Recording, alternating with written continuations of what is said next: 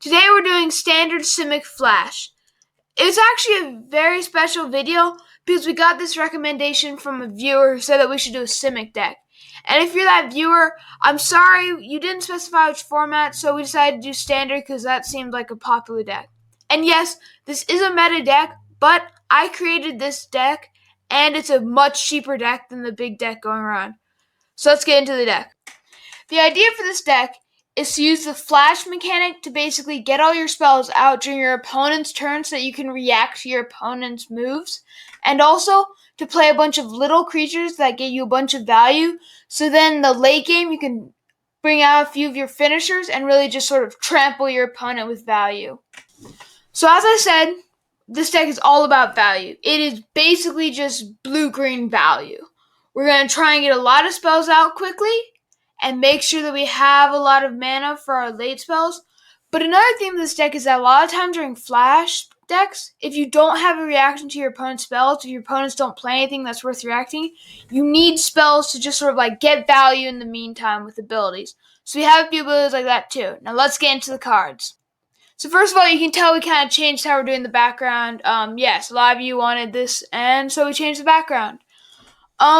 So our first card is 3 versions of Spectral Sailor. This is a very simple card. It just allows you to get a spell out at flash speed, maybe take out an opponent's creature, but also the ability to draw a card during your opponent's turn. If you don't end up playing a reaction to your opponent, you have 4 mana, the ability to just draw a card and give it to yourself is great.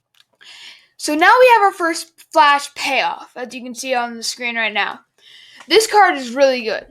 First of all, it's a 2/1 for 2 mana with flash. It's already pretty good. And honestly, I just feel like it's pretty decent on its own. But the ability for it to keep growing bigger whenever you cast an instant and whenever you react to an opponent is amazing. Basically, it just means that whenever you react, your creature also gets bigger, which is just great.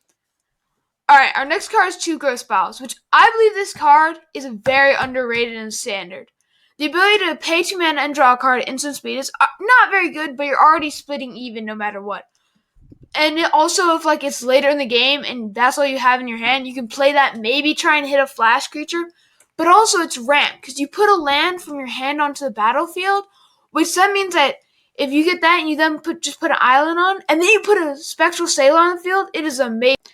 So next we have 3 Incubation Druids. I love this card also, okay?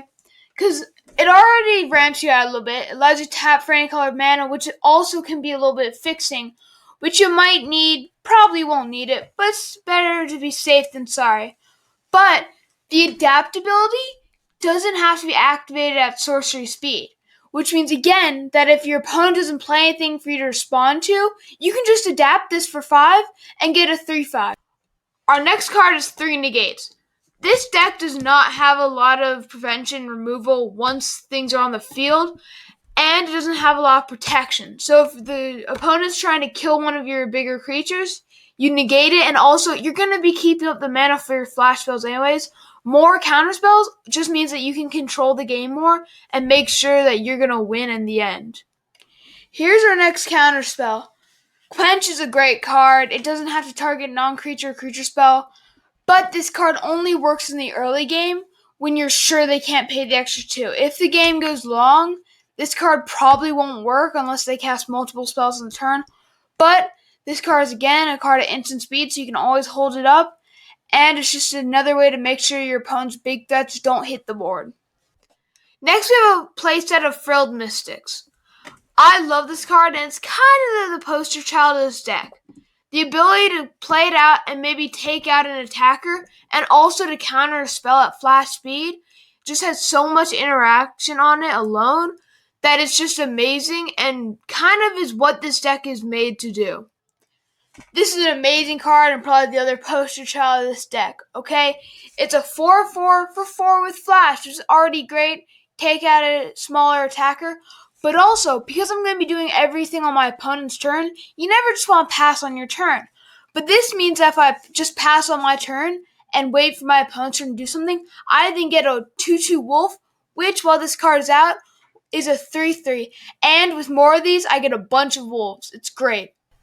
A lot of time in a reactive deck like this one, you're faced with this problem. Do you want to play out your creatures, or do you want to hold up mana for counterspells? This card allows you to completely destroy that. It allows you to play your creatures and activate abilities during your turn, and then when your opponent's turn comes around, you then have all your mana untapped, and then just hold up your spells, and now you can react to your opponent every single turn.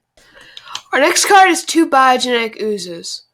I believe this card is very important in this deck because it alone can make oozes and boost them up a lot. And you're going to do a lot of, alright, pass a turn, and you're going to want to hold up answers, but if they don't play anything, you have nothing to answer. You can always activate this creature's ability and get another ooze. Or with Wilderness Reclamation, you just make 1 or 2 oozes on your turn and then pass a turn to your opponent and just react to whatever they're playing. So our next and last card is 3 Dream Eaters. I like this card because I feel like it can be a real finisher. If your opponent's swinging in with a bunch of creatures, you can bounce some of them and then have a good blocker too. And you just get to look around and make sure you can hit your answers next turn. But yeah, this is the main finisher. And honestly, you can probably run 2. And honestly, you could also run 4, but that's your choice. Alright, that's all the cards.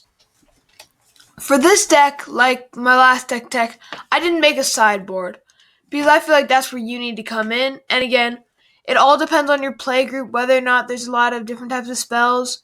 You might want to take out Negate if you're a creature-heavy meta in your play group.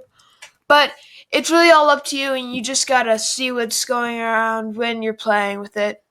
But I really hope you enjoyed the cards, and yeah. You made it to the end of the video. Thank you so much for watching. I just wanted to say a few things. First, I want to give a shout out to Grant. He sent us 2 magic packs. Thank you so much for the donation. All the donations basically make it worth doing all this time editing and filming and that sort of stuff. And also, I just wanted to announce that we actually have an Instagram now. We'll be posting about the videos and different tips. Mid-price magic. So yeah, go check it out. Bye!